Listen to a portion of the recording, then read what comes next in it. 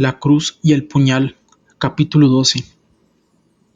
Sentado en mi silla tapizada de cuero marrón en mi despacho de Phillipsburg, recordaba con satisfacción los últimos pocos meses. Era la hora en que solía mirar la televisión y me parecía que tenía motivos para dar gracias por aquella decisión que había tomado. Había escrito al Instituto Bíblico Latinoamericano ubicado en La Puente, California, respecto del sueño que tenía Nicky y de ingresar en el ministerio. No había ocultado su pasado y reconocía francamente que no había vivido esa nueva vida aún lo suficiente como para demostrar lo genuino de su cambio. ¿Lo aceptarían?, preguntaba yo en mi carta como estudiante a prueba.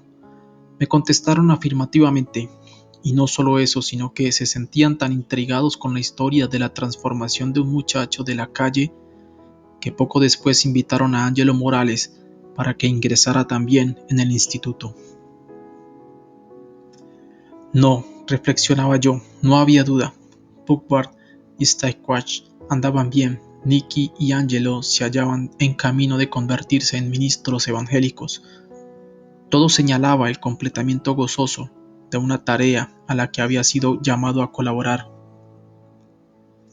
No se me dejó descansar en este erróneo equilibrio por mucho tiempo. En la primavera del año 1959 recibí noticias que me pusieron de nuevo en actividad en la senda que yo me había imaginado sería corta. Israel estaba en la cárcel, y no lo estaba por un delito menor, estaba en la cárcel por asesinato. Me trasladé a Nueva York para ver a la madre de Israel.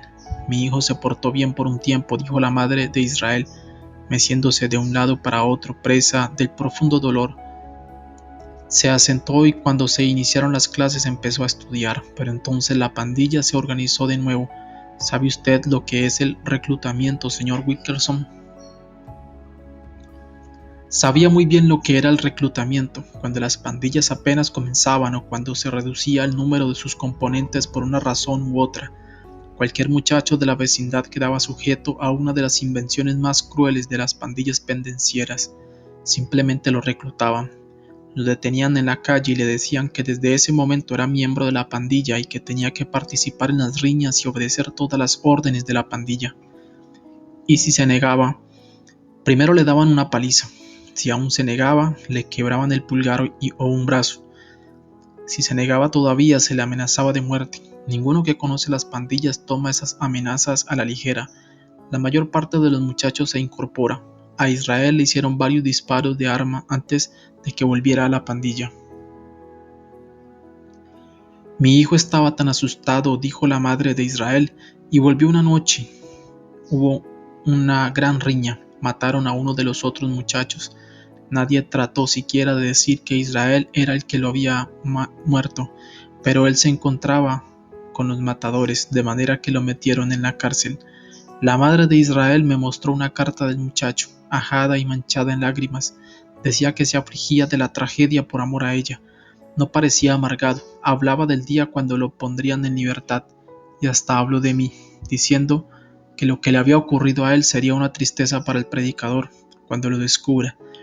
Dígale a David que quisiera saber de él.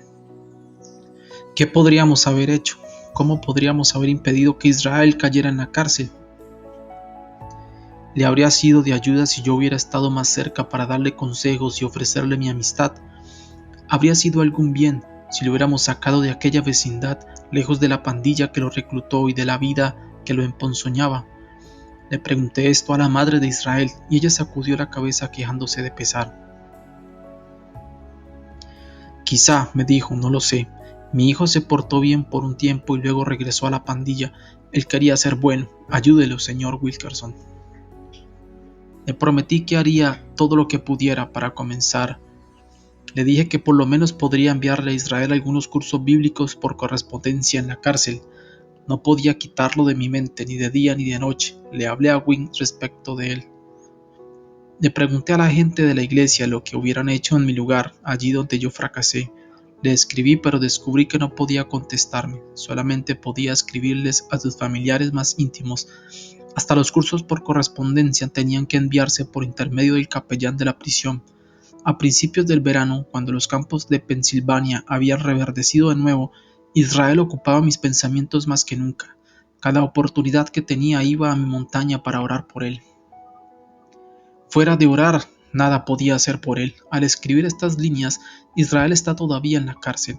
Está este predilecto mío, de todos los muchachos que conocí, este a quien quise desde el primer momento. Mi sentido de frustración es hoy tan torturante como lo fue cuando comprendí por primera vez mi incapacidad, mi insuficiencia frente a su crimen y su castigo. Esperaba, eso es todo. Pero mientras tanto, en cada oportunidad apropiada, le contaba su historia a otros, preguntándoles qué es lo que se podía haber hecho en forma diferente. Una y otra vez se me respondía un sistema de visitas para comprobar el progreso de cada uno. El defecto consistía en abandonar a estos muchachos después de su conversión. Pero un sistema de visitas requería que uno se hallara en el lugar. Algo así como un acontecimiento decisivo en mi vida se estaba por producir y luego ocurrió. Era una calurosa noche de agosto, un año después de mi primer tímido viaje a Nueva York. Me hallaba de pie tras el púlpito durante el culto de oración de aquel miércoles por la noche, cuando de repente las manos me comenzaron a temblar. El termómetro marcaba 29 grados centígrados, pero yo temblaba como si tuviese escalofríos. Sin embargo, en vez de sentirme perturbado o enfermo, experimentaba un tremendo regocijo. Era como si el Espíritu del Señor se me acercaba en aquella sala. Hasta hoy no sé cómo logré terminar el culto, pero antes de que me diera cuenta, la congregación salía de la iglesia para regresar a sus casas. A las 10 de la noche cerré la iglesia y salí por la puerta de atrás. Lo que me ocurrió luego fue muy sencillo, y sin embargo fue uno de esos momentos vívidos y decisivos que jamás olvidaré mientras viva. Salí al patio de atrás de la iglesia. La luna brillaba con extraordinario fulgor. Bañaba la ciudad dormida con su luz fría y misteriosa, pero había un lugar que parecía particularmente iluminado. Detrás de la iglesia había un campo de 1,5 hectáreas que había sido sembrado de trigo. Las plantas tendrían unos 50 centímetros de alto. Me sentí impulsado hacia el centro mismo de ese trigal que se mecía en la suave brisa de la noche, y de repente estaba recitando para mí mismo una figura bíblica literaria de la cosecha. He aquí os digo, dijo el Señor Jesús, alzad vuestros ojos y mirad los campos, porque ya están blancos para la siega, y el que siega recibe salario y recoge fruto para vida eterna, para que el que siembra goce juntamente con el que siega. Porque en esto es verdadero el dicho, uno es el que siembra y otro es el que siega. Yo os he enviado a segar lo que vosotros no labrasteis, otros labraron y vosotros habéis entrado en sus labores.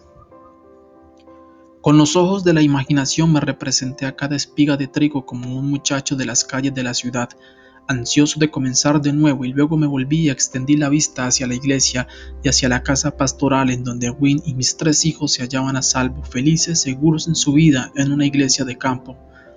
Pero al estar allí de pie y contemplarlos, una serena y suave voz interior me habló con la claridad de un amigo que hubiese estado cerca. La iglesia ya no es tuya, me dijo, debes irte. Miré la casa pastoral y la misma voz interior me dijo, este hogar ya no te pertenece, debes irte. Después y con la misma voz suave, lenta e interior le respondí, sí, Señor, iré. Me dirigí a la casa pastoral después y allí estaba esperándome Wim. Vestía ropas de cama, pero podía observar en su rostro que algo le había estado ocurriendo a ella también. ¿Qué te pasa, Wim? ¿Por qué? ¿Tienes algo diferente? David, me dijo Wim, no tienes que decírmelo, ya lo sé. Tú vas a dejar la iglesia, ¿verdad? Tienes que irte. Me quedé mirando a Wim durante un largo rato antes de responderle.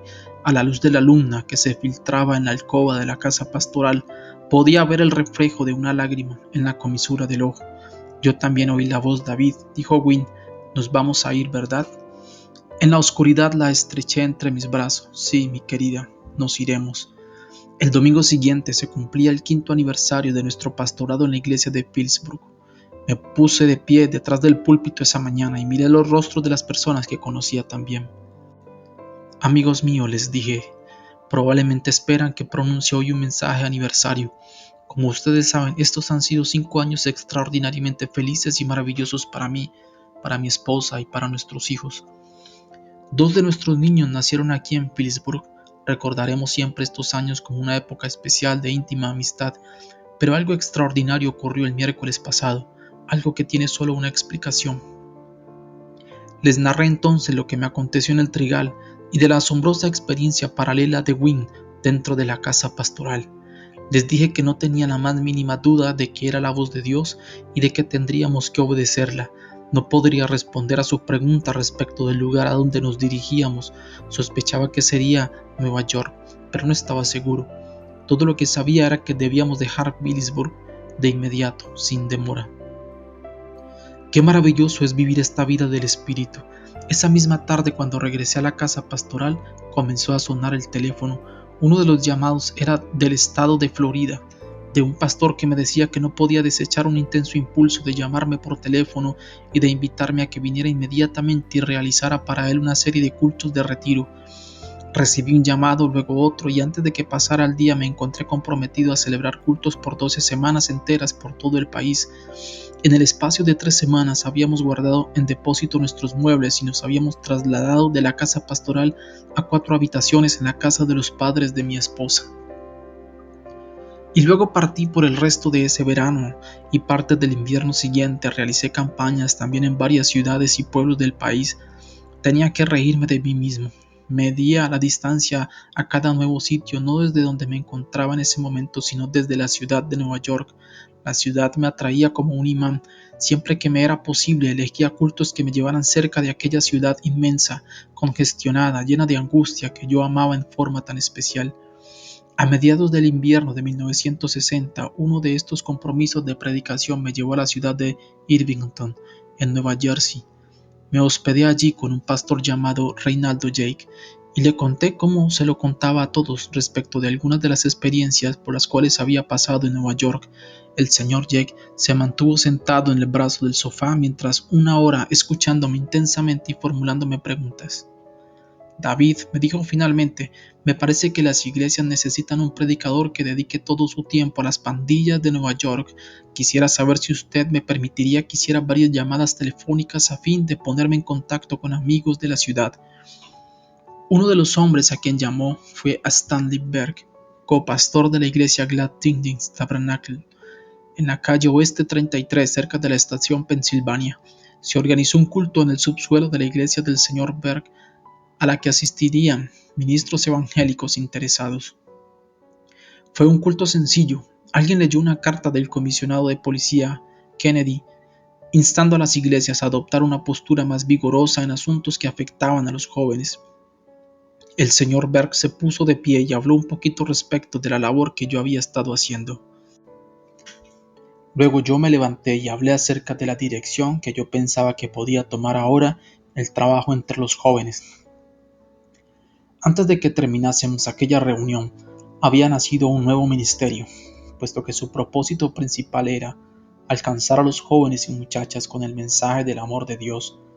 Llamamos a ese nuevo ministerio Evangelización de la Juventud. Ya había estado involucrado en esta labor, de manera que por votación se me nombró director de esta creciente organización.